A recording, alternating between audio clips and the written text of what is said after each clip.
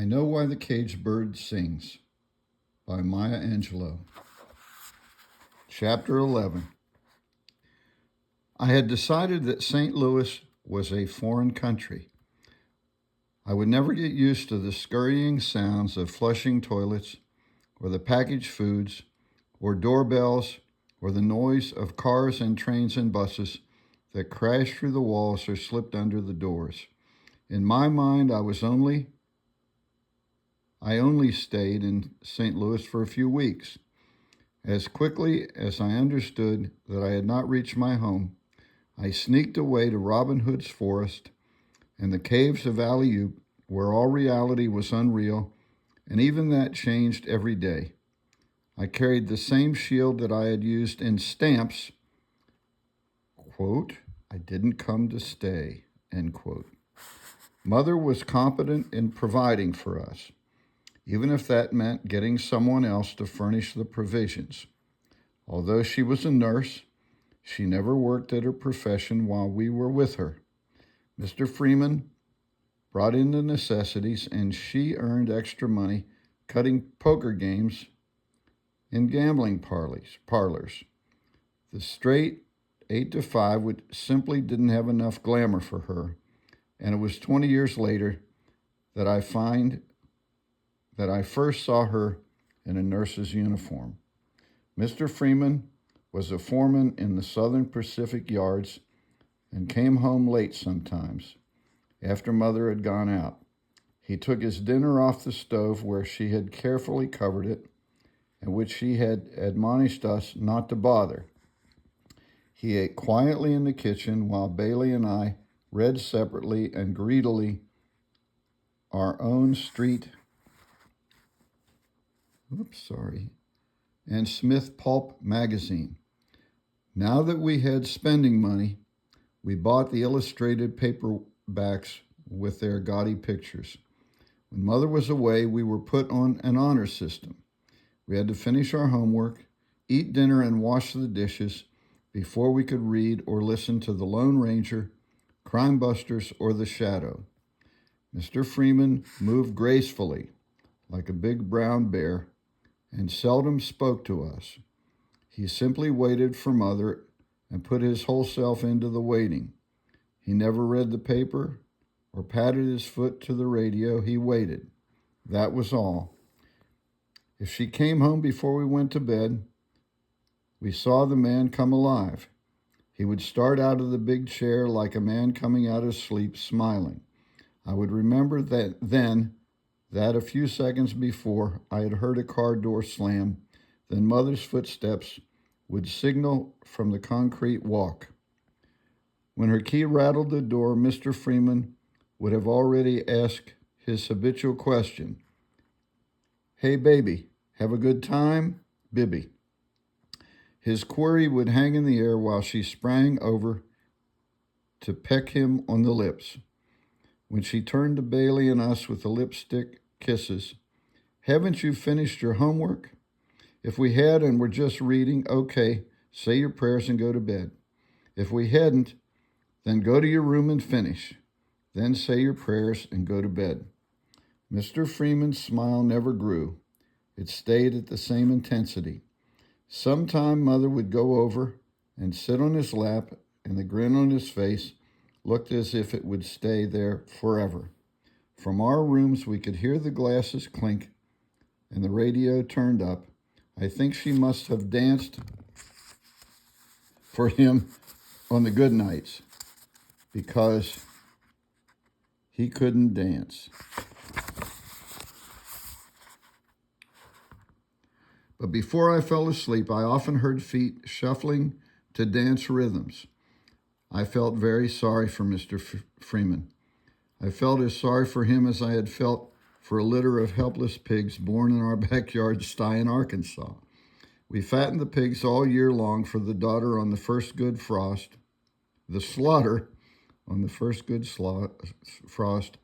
and even as I suffered for the cute little wriggly things, I knew how much I was going to enjoy the fresh sausage and the hog's head cheese they could give me only with their deaths. Because of the lurid tales we read in our vivid imaginations and probably memories of our brief but hectic lives, Bailey and I were afflicted, he physically and I mentally. He stuttered, and I sweated through horrifying nightmares. He was constantly told to slow down and start again, and on my particularly bad nights, my mother would take me in to sleep with her in the large bed with Mr. Freeman. Because of a need for stability, children easily become creatures of habit. After the third time in Mother's bed, I thought there was nothing strange about sleeping there. One morning, she got out of bed for an early errand, and I fell asleep again. But I awoke to a pressure, a strange feeling on my left leg. It was too soft to be a hand, and it wasn't the touch of clothes. Whatever it was, I hadn't encountered the sensation in all the years of sleeping with Mama. It didn't move, and I was too startled to. I turned my head a little to the left to see if Mr. Freeman was awake and gone, but his eyes were open, and both hands were above the cover. I knew, as if I had always known, it was his thing on my leg. He said, "Just stay right here, Reedy. I ain't gonna hurt you." I wasn't afraid, a little apprehensive maybe, but not afraid. Of course, I knew that lots of people did it, and they used their things to accomplish the deed, but no one I knew had ever done it to anybody. Mr. Freeman pulled me to him and put his hand between my legs. He didn't hurt, but Mama had drilled into my head, "Keep your legs close and don't let anybody see your pocketbook." "Now, I didn't hurt you. Don't get scared." He threw back the blankets, and his thing stood up like a brown ear of corn. He took my hand and said, "Feel it." It was mushy and squirmy like the inside of a freshly killed chicken. Then he dragged me on top of his chest with his left arm, and his right hand was moving so fast, his heart was beating so hard I was afraid that he would die. Ghost stories revealed how people who died wouldn't let go of whatever they were holding. I was wondering if Mr. Freeman died holding me, how I would ever get free. Would they have to break his arms and get me loose? Finally, he was quiet, and then came the nice part. He held me softly, so softly that I wished he wouldn't even let me go. I felt at home. From the way he was holding me, I knew he'd never let me go or let anything bad happen to me. This was probably my real father, and we had found each other at last. But then he rolled over, leaving me in a wet place, and stood up. "I got to talk to you, Righty." He pulled off his shorts that had fallen on his ankles, and he went to the bathroom. It was true the bed was wet, but I knew I hadn't had an accident. Maybe Mr. Freeman had one while he was holding me. He came back with a glass of water and told me in a sour voice, "Get up, you peed in your bed." He poured water on the wet spot, and it did look like our mattress on many mornings. Having lived in Southern strictness, I knew when to keep quiet around adults. But I did want to ask him why he said I peed when I was sure he didn't believe that. If he thought I was naughty, would that mean he would never hold me again or admit that he was my father? I had made him ashamed of me. "Righty, you love Bailey?" She sat down in the bed and came close. "Yes." He was bending down, pulling up his socks, and his back was so large and friendly, I wanted to rest my head on it. "If you ever tell anybody what we did, I'll have to kill Bailey." What had we done? We. Obviously, he didn't mean my peeing in the bed. I didn't understand and didn't dare ask him. It had something to do with his holding me, but there was no chance to ask Bailey either, because that would be telling what we had done. The thought that he might kill Bailey stunned me. After he left the room, I thought about telling Mother that I hadn't peed in the bed, but then if she asked me what happened, I'd have to tell her about Mr. Freeman holding me, and that wouldn't do. It was the same old quandary. I had always lived it. There was an army of adults whose motives and movements I just couldn't understand, and who made no effort to understand mine. There was never any question of my disliking Mr. Freeman. I simply didn't understand him either. For weeks after, he said nothing to me except gruff hellos, which we were given without ever looking in my direction. This was the first secret I ever kept from Bailey, and sometimes I thought he should be able to read it on my face, but he noticed nothing. I began to feel lonely for Mr. Freeman and the encasement of his big arms. Before, my world had been Bailey and food, Mama the store, reading books, and Uncle Willie. Now, for the first time, it included physical contact. I began to wait for Mr. Freeman to come in from the yard, but when he did, he never noticed me, although I put a lot of feeling into "Good evening, Mr. Freeman." One evening, when I couldn't concentrate on anything, I went over to him and sat quickly on his lap. He had been waiting for Mother again. Bailey was listening to the shadow and didn't miss me. At first, Mr. Freeman sat still, not holding me or anything. Then I felt a soft lump under my thigh began to move. It twitched against me and started to harden. Then he pulled me to his chest. He smelled of coal dust and grease, and he was so close I buried my face in his shirt and listened to his heart. It was beating just for me. Only I could hear the thud. Only I could feel the jumping on my face. He said, "Sit still, stop squirming." But all the time he pushed me around on his lap. Then suddenly he stood up and I slipped down to the floor. He ran to the bathroom. For months he stopped speaking to me again.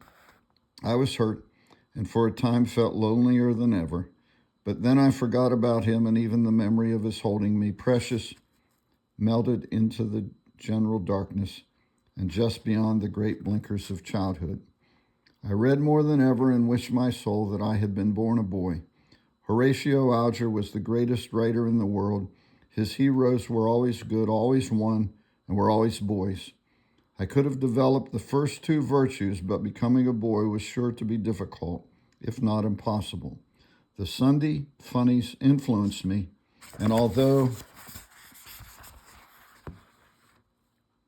I admired the strong heroes who always conquered in the end, I identified with Tiny Tim.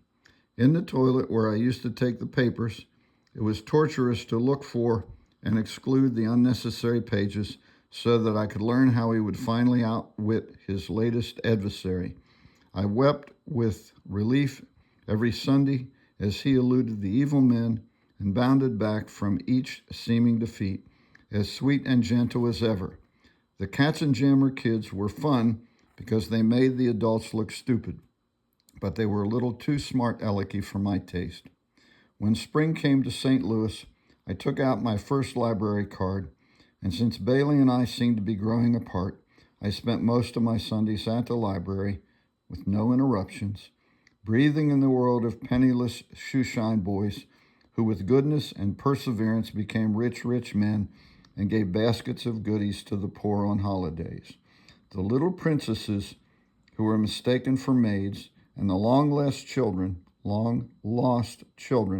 mistaken for waifs became more real to me than in our house, our mother, our school, or Mr. Freeman. During those months, we saw our grandparents and the uncles. Our only aunt had gone to California to build her fortune, but they usually asked the same question, "Have you been good children?" For which there was only one answer. Even Bailey wouldn't have dared to answer no. End of chapter 11.